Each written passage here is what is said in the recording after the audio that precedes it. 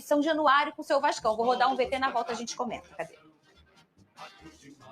Treino intenso no CT Moacir Barbosa, de olho no clássico contra o Fluminense no próximo sábado. Buscando se recuperar da derrota para o Bahia em casa, o Vasco pode ter novidades para a partida contra o rival. O técnico Maurício Barbieri ainda não confirmou a escalação, mas já sabe que poderá contar com Marlon Gomes e Andrei Santos, que fez aniversário na última quarta e teve que encarar até corredor polonês no treino. Como o drone do Lucas Pedrosa antecipou, os dois jovens iriam se apresentar dia 8 para a seleção brasileira que vai disputar a Copa do Mundo Sub-20. Mas o Vasco enviou um ofício para a CBF informando que ainda não irá liberar os jogadores, que também devem ficar à disposição para as partidas contra Coritiba e Santos. No clássico contra o time das Laranjeiras, o Cruz Maltino busca quebrar um tabu. São 7 jogos consecutivos sem conseguir vencer o tricolor. A última vitória foi no Brasileirão de 2019.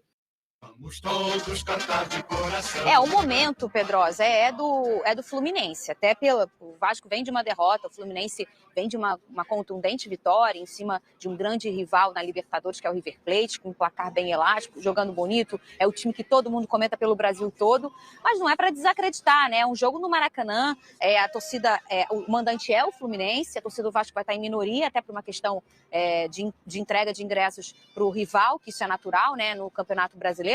Mas a torcida do Vasco não precisa se desacreditar. Às vezes eu tô vendo uns vascaínos aí, Pedrosa, pelos cantos, falar, não sei se eu vou no Maracanã, não sei se dá para ganhar. Não é também desse jeito, né, Pedrosa? Pelo contrário, Fernanda, assim, é inegável que o time do Fluminense é melhor preparado, é melhor treinado, tem melhores peças do que o do Vasco. Mas a gente está falando de um clássico. Se a gente for relembrar o Vasco Fluminense que a gente teve esse ano, foi 2-0 para o Fluminense. Só que o primeiro tempo foi todo do Vasco. O Vasco teve a oportunidade de fazer gols no Fluminense e não conseguiu aproveitar. E aí, no segundo tempo, o Cano foi letal. E assim, gente, é clássico. Não adianta. Na hora que a bola rola, o negócio fica diferente. É camisa contra camisa, é clube contra clube, é rivalidade. Claro que o Fluminense também vai ter a vantagem por ser o mandante e vai ser 90-10, né? 90% Fluminense e 10% do Vasco dentro do Maracanã. Mas é um clássico, o Vasco tem totais condições de conseguir vencer também o Fluminense. Eu considero, cara, sempre a mesma coisa. Qualquer resultado, se tratando de clássico, é normal, não tem espanto, não tem nada. O momento do Fluminense, o time do Fluminense é melhor do que o do Vasco. Não tem como discutir isso. Mas isso quer dizer que,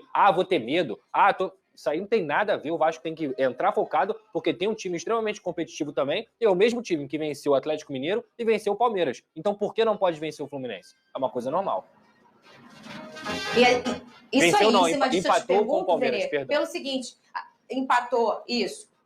É pelo seguinte, a gente estava comentando aqui durante todos esses jogos do Vasco da Gama, o belo início do Vasco no campeonato, né?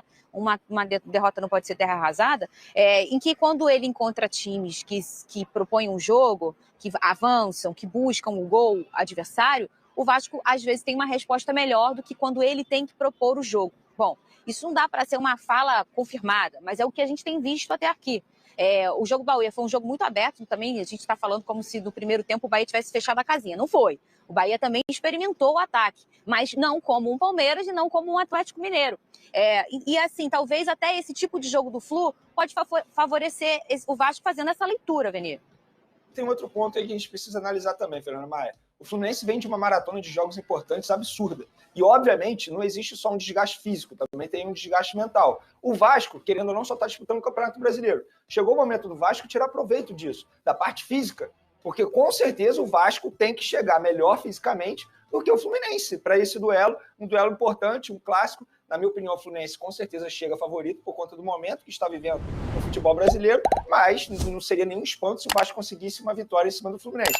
Mas, repito, se o Vasco tiver a oportunidade de tirar proveito na parte física, tem que tirar, porque o Fluminense com certeza está muito desgastado fisicamente e mentalmente. Outro ponto, eu cheguei a criticar aqui no programa o Fernando Diniz pela estratégia dele de ter botado o time titular contra o Paysandu e ter poupado contra o Fortaleza. Na última entrevista coletiva ele explicou e vale a gente trazer aqui.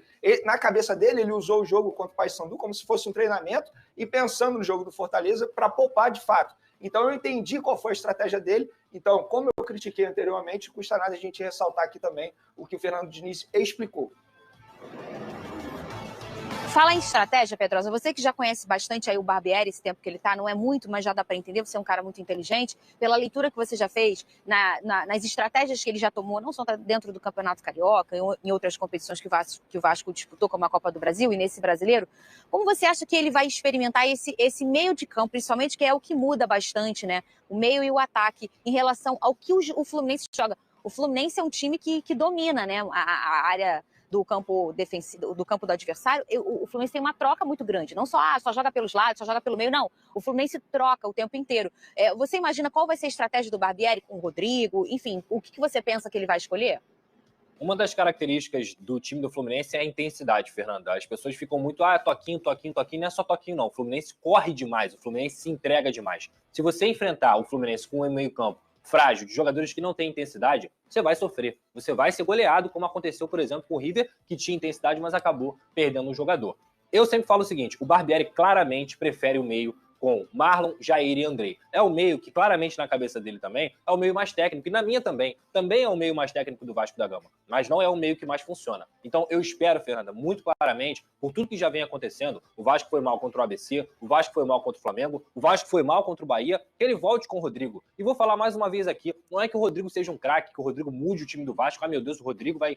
Não é isso. É o que ele influencia no jogo dos seus companheiros. Infelizmente, o que eu vejo do Vasco com um meio formado por Andrei, Jair e Marlon, é um meio que tem pouco poder de marcação e se preocupa muito mais em avançar. E além disso, você mata o Andrei, que é a característica dele de chegar um pouco mais à frente. Então, eu espero que o Barbieri escale o Rodrigo, porque para você bater de frente com o Fluminense, você precisa ter um meio campo muito forte e que possa também recuperar essa bola no contra-ataque rápido, para você pegar o Fluminense desprevenido, que muitas vezes está com o time todo lá na frente, em vantagem numérica, e aí você usa as laterais para você poder fazer esse contra-ataque. Mal comparando, o que o Rodrigo faz hoje foi o que o João Gomes fazia no Flamengo na temporada passada. É verdade. Que ele conseguia dar um suporte nos dois lados do campo. Ele consegue liberar mais os outros atletas. Por isso que o Flamengo sofre tanto no meio de campo hoje, sem João Gomes, porque não tem ninguém que faça isso. E o Vasco sofre, basicamente, quando o Rodrigo não está em campo por conta disso. Ele consegue entregar algo que poucos jogadores no elenco do Vasco... Nenhum jogador entrega. Não tem ninguém no elenco do Vasco que faça o que o Rodrigo faz. E essa é uma deficiência clara desse time.